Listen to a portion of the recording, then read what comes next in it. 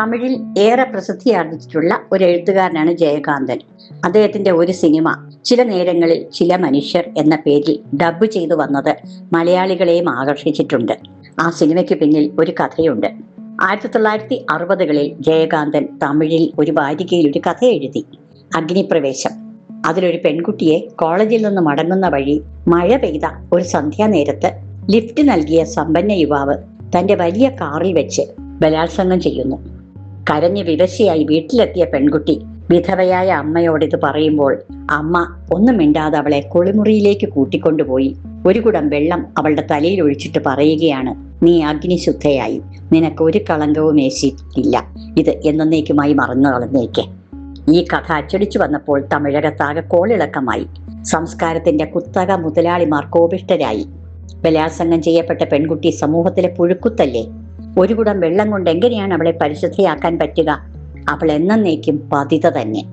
ഈ കഥ ഉയർത്തിയ പ്രകമ്പനങ്ങൾ നിലച്ചപ്പോൾ ജയകാന്തൻ രചിച്ച കൃതിയാണ് ചില നേരങ്ങളിൽ ചില മനിതர்கள். അതിൽ അയാൾ കഥ നേരെ മറിച്ചിടുന്നു.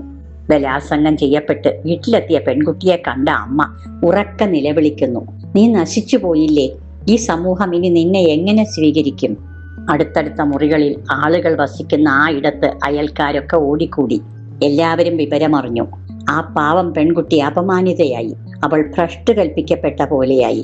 തുടർന്ന് ഒരമ്മാവന്റെ സഹായത്തോടെ അവൾ തുടർ വിദ്യാഭ്യാസവും തൊഴിലും ഒക്കെ നേടുന്നുണ്ടെങ്കിലും ആ വൃദ്ധനായ അമ്മാവൻ പോലും അവളെ ചൂഷണം ചെയ്യാൻ നിരന്തരം ശ്രമിക്കുകയാണ്. ആരും വിവാഹം ചെയ്യാൻ വരാനിടയില്ലാതെ ഒറ്റപ്പെട്ട് ജീവിക്കുന്ന ആ പെൺകുട്ടി ഒരു ദിവസം ഒരു വാരികയിൽ തൻ്റെ ജീവിതം തകർത്ത ആ സായാഹ്നത്തിലെ സംഭവം അതേപടി വിവരിച്ച ഒരു കഥ വായിക്കാൻ ഇടയാകുന്നു. ആ പെൺകുട്ടിയുടെ അമ്മ അവളെ അഗ്നിശുദ്ധയാക്കുന്ന കഥ തന്നെ.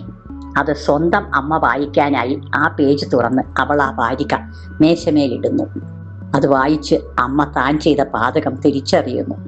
കഥയ്ക്ക് പിന്നീട് പല മുന്നേറ്റങ്ങളും വഴിത്തിരിവുകളും ഒക്കെ ഉണ്ടാകുന്നുണ്ടെങ്കിലും ഈ അഗ്നിപ്രവേശമാണ് കഥയുടെ പ്രധാന മർമ്മം. ഇന്ന് അതിജീവിതമാരെ അല്പം കൂടെ ദയയോടെ സമൂഹം കാണുന്നുണ്ടെങ്കിലും ആകെ ശോഭനമാണ് അവസ്ഥ എന്ന് ആരും പറയുകയില്ല. ഈ ഇരകളായ പെൺകുട്ടികളെ സ്വന്തം മനസ്സിൽ നാം അഗ്നിശുദ്ധകളാക്കുകയേ വഴിയുള്ളൂ. ഒന്നോർത്താൽ അങ്ങനെ പോലും പറയേണ്ടതില്ല. മാധവിക്കുട്ടി പറഞ്ഞതുപോലെ ഒരു വാഹനാപകടത്തിൽപ്പെട്ടു, അല്ലെങ്കിൽ ഒരു തെരുവ് നായ കടിച്ചു, അത്രയുള്ളൂ എന്ന് കരുതാൻ നമുക്ക് സാധിക്കണം.